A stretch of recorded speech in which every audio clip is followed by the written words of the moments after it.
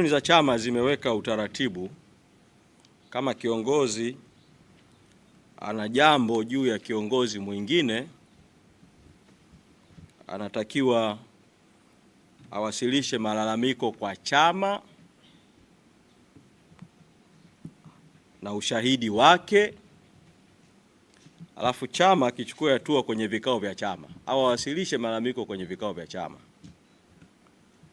Kwa hiyo kwenda kuzungumza na vyombo vya habari kuhusu madai yoyote yale yanamhusu kiongozi yoyote yale, yawe ya ukweli au ya uongo, ni kinyume na katiba ya Chadema na kanuni za Chadema na maadili ya Chadema.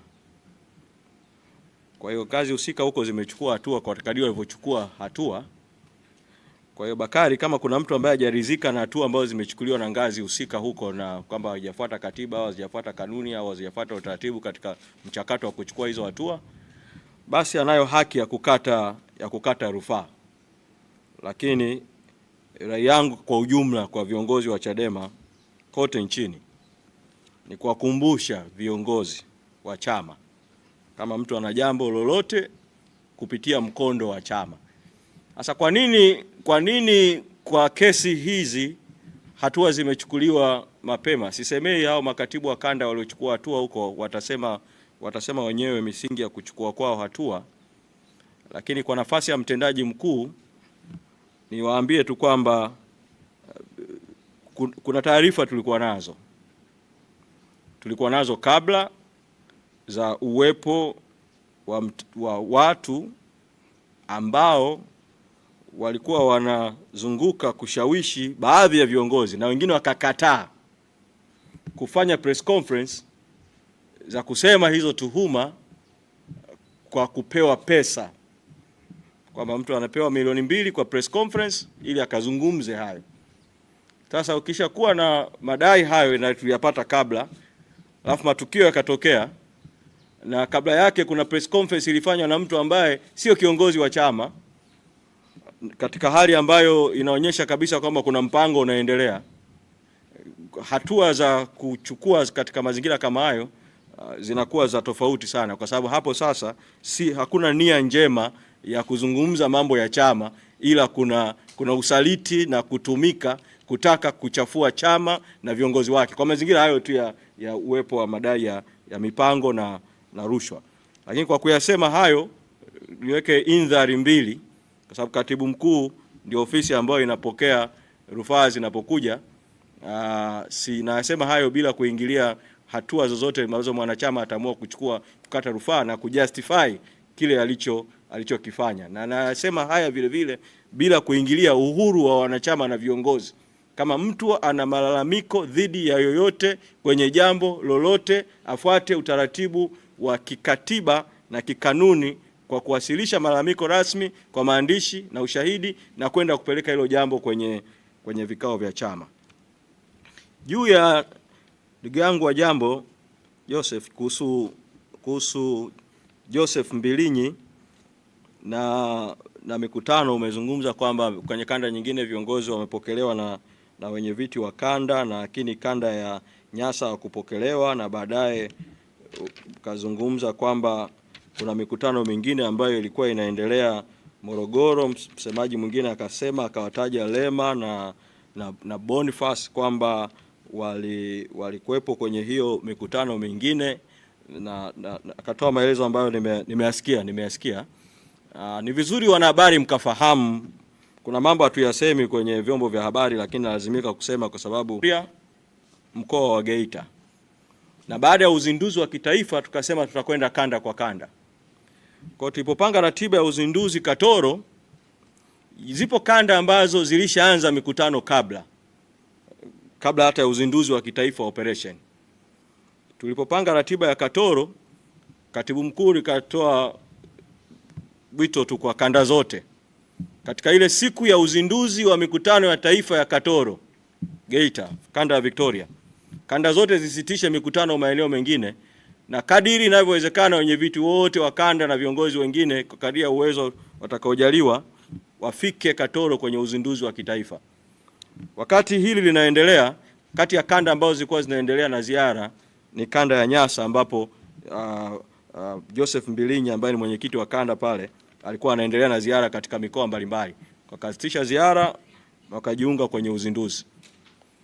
Baada ya uzinduzi tulioufanya Katoro, tukaendelea na msafara operation tukiwa tuna timu moja na msafara mmoja, mpaka baadaye makamu mwenyekiti wa chama akapata safari ya kwenda nje, Mheshimiwa John Heche, na tukaongoza hiyo timu mpaka tukafika Arusha, tukamaliza operation ya awamu ya kwanza. Tulipomaliza operation ya awamu ya kwanza Dodoma, watu tunaopambana nao wakataka kujaribu kujibu ukubwa wa operation tunaoendelea nayo kwa kutengeneza misafara miwili ya ziara ya chama hicho ambacho kiko madarakani kwa njia haramu, na kuanza kufanya mashambulizi kwa staili walioifanya. Na sisi kimsingi tukashauriana na tukatoa baraka tu kwamba maeneo mengine yanaweza kuendelea na mikutano wakati operation ya kitaifa ikiendelea.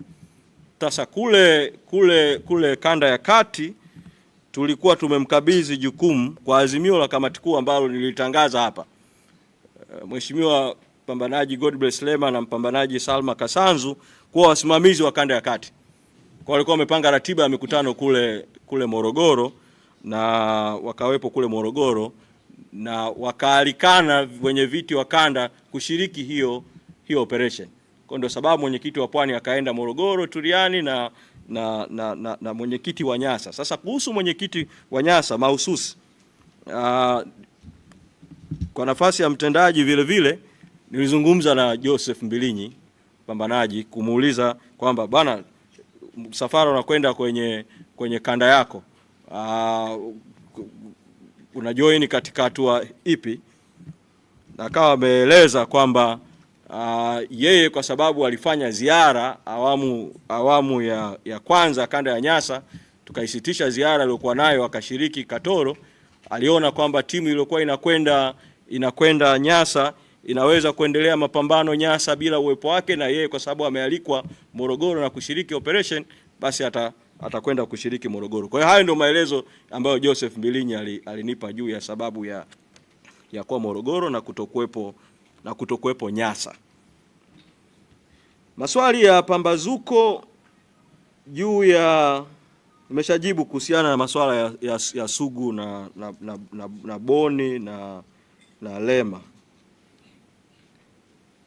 Nimeshajibu kuhusu hili la waliochukuliwa hatua, lakini umeuliza dimension moja kuhusiana na mwenyekiti Lissu wakati akiwa makamu mwenyekiti, kutoa tuhuma kuhusiana na ulichokiita madai ya ufisadi au fedha chafu ndani ya chama.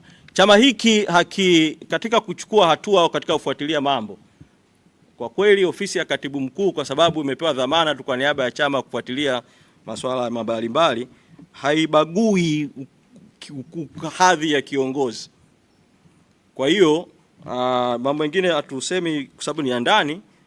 Mwenyekiti Lissu wakati akiwa makamu mwenyekiti naye alitakiwa kutoa maelezo kwenye kamati kuu kuhusiana na jambo hilo, na sasa yaliyojiri ndani ya kamati kuu na nini kiliamuliwa kwenye kamati kuu si wakati wake kuyazungumza hapa, lakini nataka kuambia tu kwamba hatua kama hizi ambazo zinachukuliwa kwa wengine, sababu alikuwa ni kiongozi wa kitaifa, ofisi ya katibu mkuu ilifanya huo mchakato. Na nalisema hili ifahamike kwa kiongozi yoyote wa ngazi yoyote, kama akifanya jambo lolote likaonekana kwamba linakwenda au linadaiwa kwenda kinyume na katiba au kanuni au maadili au itifaki ya chama, utaratibu wa kikatiba utafuatwa.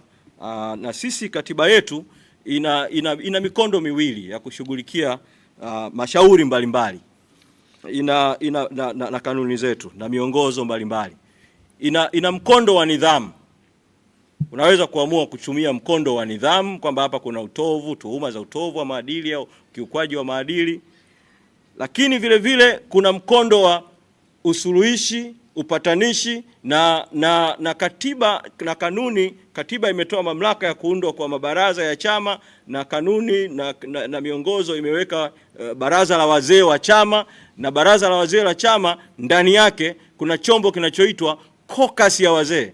Caucus ya wazee, wazee wachache ambao wanaonekana wanaweza kuingia kwenye caucus, ambao wanaweza wakawa washauri, wasuluhishi, wapatanishi yanapojitokeza baadhi ya mambo ambayo inaonekana kwamba hayana sababu ya kwenda kwa mkondo wa maadili au mkondo wa nidhamu, basi zinaanza hizo hatua za usuluhishi ambazo zinafanywa na baraza la wazee. Kwa hiyo nitumie fursa hii vile vile kutoa mwito kwa baraza la wazee nchi nzima, kwa sababu mwongozo tulishausisitiza kuanzia mwaka 2025 kuhakikisha ngazi zote za chama nchi nzima zina caucus za wazee, na caucus hizo zifanye kazi ya usuluhishi, zifanye kazi ya upatanishi, zifanye kazi ya ushauri, kwa sababu sio kila jambo linahitaji kwenda kwenye mkondo wa nidhamu, mkondo wa maadili. Maadili, nidhamu ni hatua ya mbele, kama mambo hayahitaji kwenda kwenye hatua hiyo kwa haraka. Lakini kama ni mambo yanahitaji kwenda kwa hatua hiyo kwa haraka, kutegemea na jambo, basi ngazi na mamlaka husika za kichama